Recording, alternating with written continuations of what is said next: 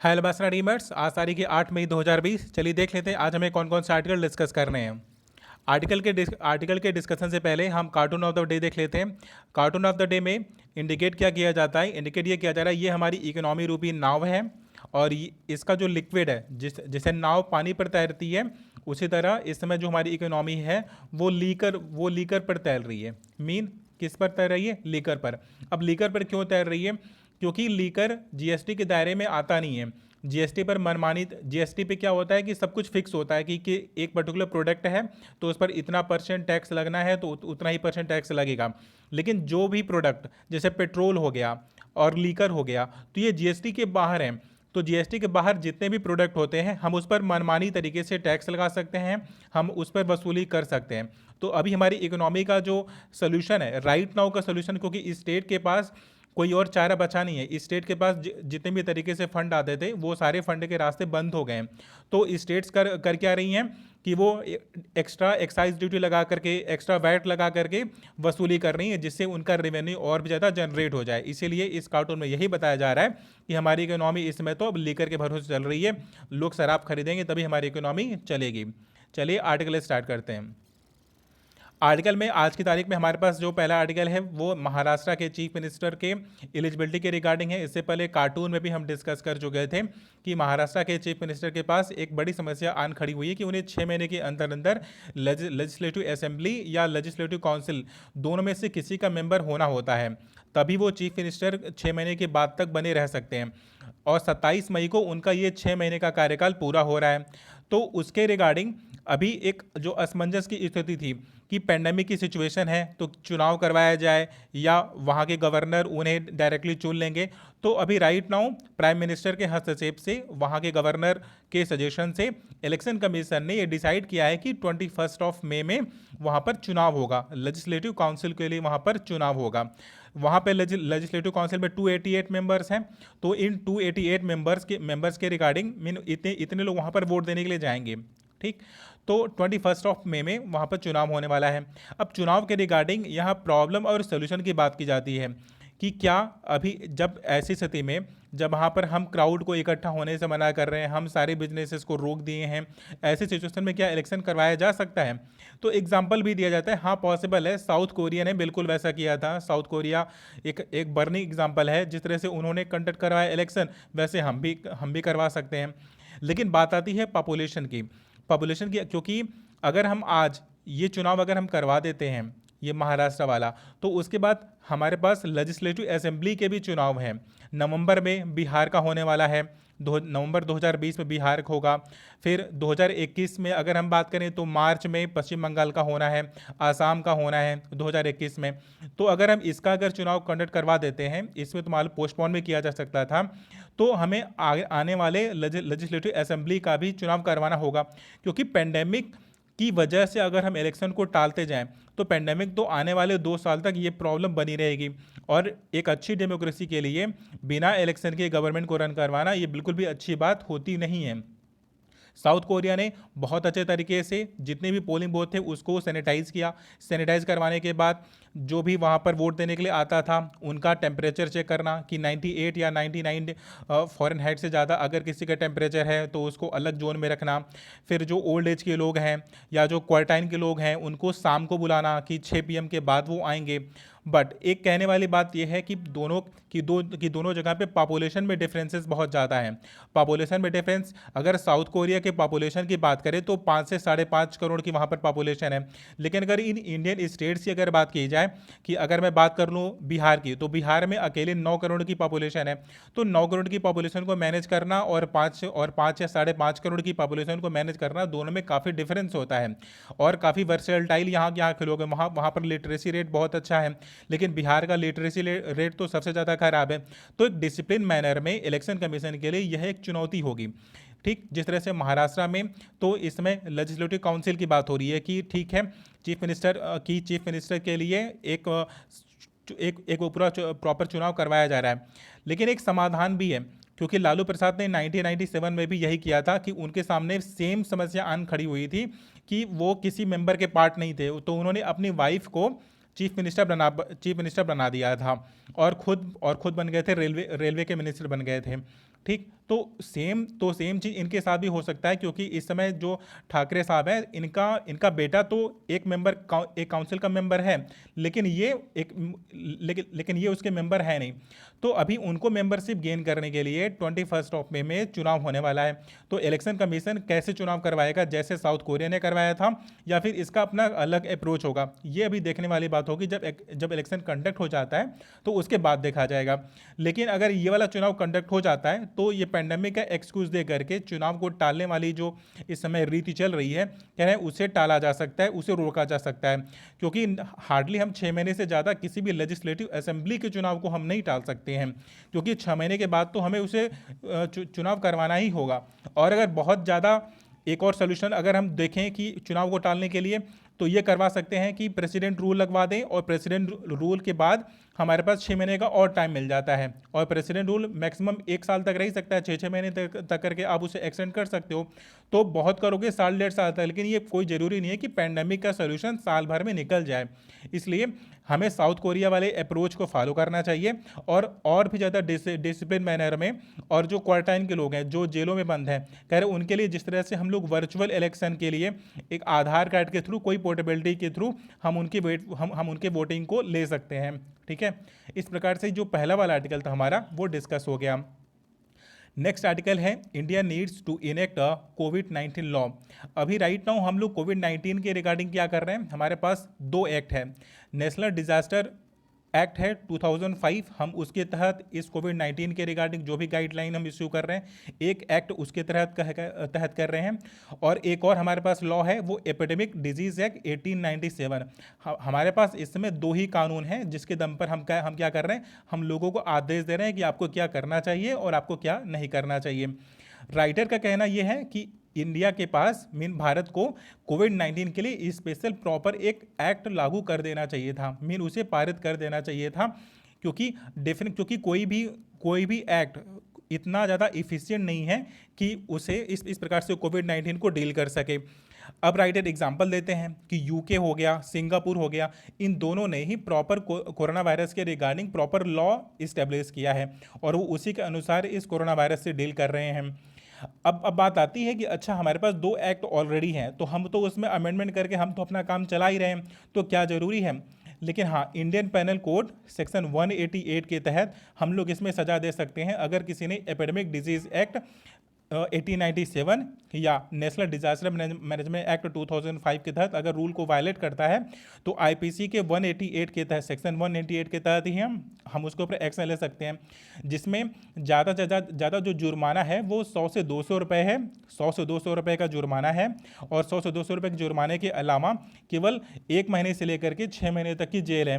लेकिन अगर यूके और सिंगापुर की बात करें तो वहाँ पर $10,000 का जुर्माना ले रहे हैं, और 6 महीने या 6 महीने से 2 वर्ष तक की जेल है। तो इस प्रकार से लॉ हमारे काफ़ी स्ट्रिक्ट हो जाएंगे, तो लोग फॉलो करेंगे।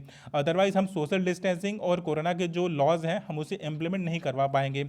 उसे इम्प्लीमेंट करवाने के लिए इंडिया के पास अपना उसका अलग का लॉ होना चाहिए। ये वाला भी आर्टिकल डिस्कस हो गया। हमारे पास आज की तारीख में एक थोड़ा सा टेक्निकल आर्टिकल है कि वाईजैक में हुआ क्या है कि स्टायरिन गैस लीक हो गया है। अभी स्टायरिन गैस क्या होती है, कैसे लीक हो गया है, हम अभी उसके बारे में बात करेंगे। स्टायरिन गैस बेसिकली होता क्या है कि दो पॉलीमर का दो मोनोपॉलीमर का एक कंबाइंड होता है। अब जैसे एग्जांपल्स लेते हैं कि बेंजीन हो गया और एथिलीन हो गया। बेंजीन और एथिलीन 2 ऑर्गेनिक कंपाउंड हैं। बेंजीन और एथिलीन क्या है, ऑर्गेनिक कंपाउंड हैं। अब ऑर्गेनिक मतलब होता क्या है, ऑर्गेनिक मतलब जिसमें हमें हाइड्रोजन और कार्बन, केवल इन दोनों एलिमेंट से मिलकर के कोई कंपाउंड अगर बना हो तो वो ऑर्गेनिक कंपाउंड कहा जाएगा। तो एथिलीन और बेंजीन ये दोनों क्या है, ऑर्गेनिक कंपाउंड हैं। अगर हम एथिलीन और बेंजीन इन दोनों को मिला लें तो हमारे पास एथिल बेंजीन बन जाता है, और एथिल बेंजीन से ही हमें बनता क्या है कि ये स्टीरियो गैस। ठीक, अब देखो अभी क्या है, स्टायरीन बनता है। अब स्टायरीन क्या है, स्टायरीन एक मोनोपॉलीमर है।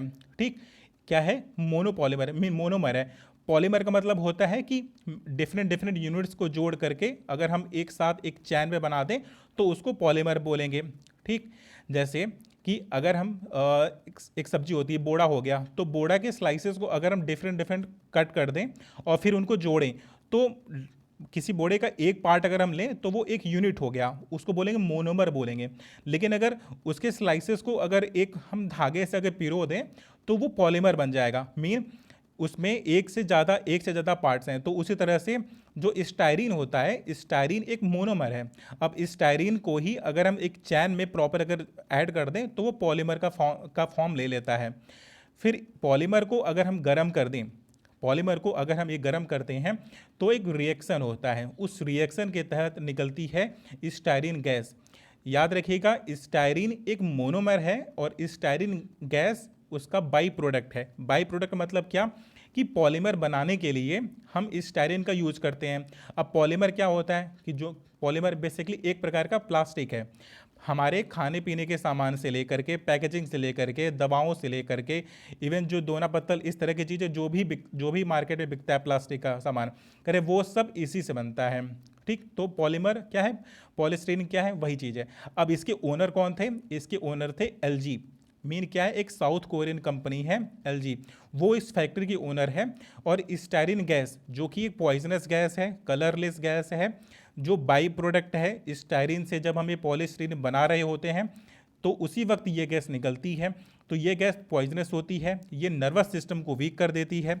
अब ये नर्वस सिस्टम, पहले बार लोकेशन देख लीजिए कि ये इंडिया है, तो ये विशाखापट्टनम, विशाखापट्टनम के बिल्कुल ये कोस्टल वाले रीजन पे ये एग्जिस्ट करता है। अगर आप पूरे ग्लोबल वर्ल्ड की बात करें तो ये है इंडिया, यहाँ पे दिख जाएगा।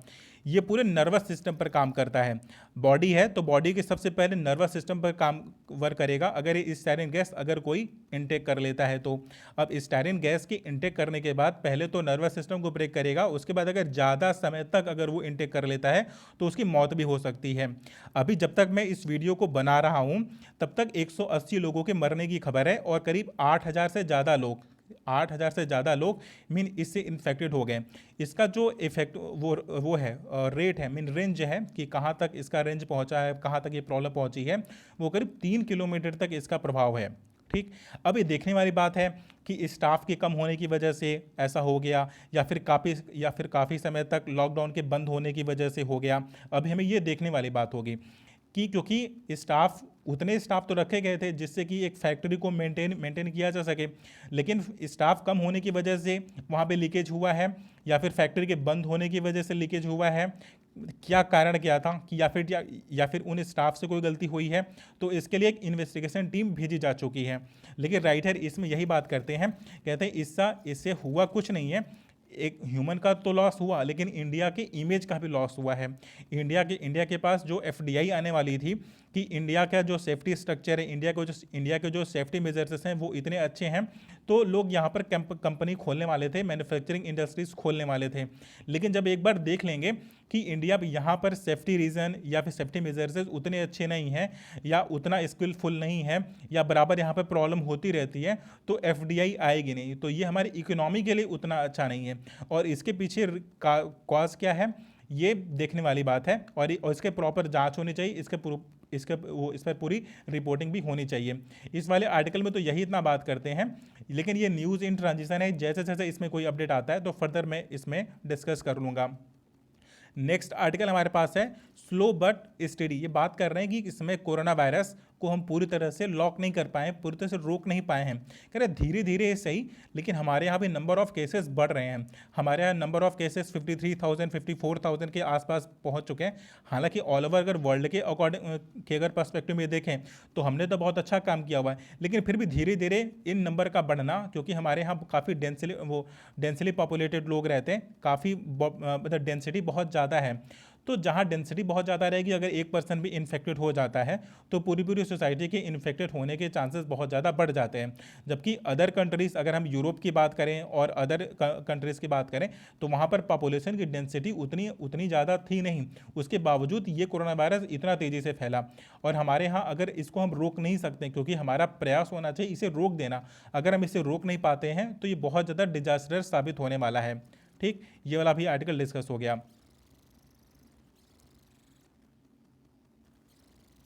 अभी हमारे पास जो नेक्स्ट आर्टिकल है डिस्कस करने के लिए, ये पूरी तरह से इंटरव्यू है। इंटरव्यू में ये लोग पूरा डिस्कस करते हैं कि health care system fundamental right हो सकता है कि नहीं हो सकता। इसमें केवल आरोप प्रत्यारोप की बात होती है, डिस्कस करने के लायक नहीं है, सो डिस्कस हम इसे नहीं करेंगे। हमारे पास जो नेक्स्ट आर्टिकल है डिस्कस करने के लिए, हमारे एक होता है national action plan on climate change, India का national action plan on climate change. अब उसमें बात क्या किया जाता है कि इस समय ग्लेशियर पिघल रहे हैं इंडिया में यदि कोरोना वायरस के प्रभाव के बाद भी, पोल्यूशन कम होने के बाद भी हमारे यहाँ के ग्लेशियर पिघल रहे हैं। उसी के रिगार्डिंग ये वाला आर्टिकल लिखा गया है कि वाटर की स्कैरिसिटी कभी भी आ सकती है। जो हमारे साउथर्न रीजन है, जो हमारे विदर्भ वाला रीजन है, वहाँ पर तो वाटर की स्कैरिसिटी पहले से भी रहती है। कह रहे हैं इसमें स्कैरिसिटी और भी ज़्यादा बढ़ सकती है, क्योंकि इवेपोरेशन बहुत तेज़ी से होता है। कह रहे अगर हीट बढ़ता है तो बहुत तेज़ी से वाष्पोत्सर्जन मीन इवेपोरेशन बहुत तेज़ी से होगा। और वो रीजन जहाँ पर मीन मानसून बारिश लेकर के आता है तो वहाँ पर तो बाढ़ की स्थिति आ जाएगी। लेकिन वो रीजन जहाँ पर मानसून बारिश लेकर के नहीं जा पाता है, कह रहे वहाँ पर तो पूरी तरह से सूखा पड़ जाएगा। कह रहे दोनों को हमें मैनेज करने के लिए हमें रिवर के इंटरलिंकिंग का काम बहुत तेज़ी से कर लेना चाहिए, ताकि अगर एक रीजन में अगर एक्सेसिव बारिश होती भी है, उस रेन के वाटर को हम प्रॉपर तरीके से डिस्पोज कर सकें, एक जगह से दूसरी जगह पर हम उसे ट्रांसफ़र कर सकें, ताकि इक्वली वाटर का अवेलेबिलिटी पूरे कंट्री में हमें मिल सके। और एक जो पूरा डिजास्टर पैदा हो जाता है वाटर की स्कैरिसिटी से, क्योंकि वाटर क्या है, एक लिविंग एलिमेंट है। अगर वाटर नहीं होगा तो लाइफ बड़ी मुश्किल हो जाती है, और इससे पहले की जो सिविलाइजेशन है बिना वाटर के ही पूरी तरह से समाप्त हुई हैं, राइट। तो ये वाला भी आर्टिकल डिस्कस हो गया। आज की डेट पे हमारे पास जितने भी आर्टिकल थे डिस्कस करने के लिए, हमने वो सारे आर्टिकल डिस्कस कर लिए हैं। Thank you so much.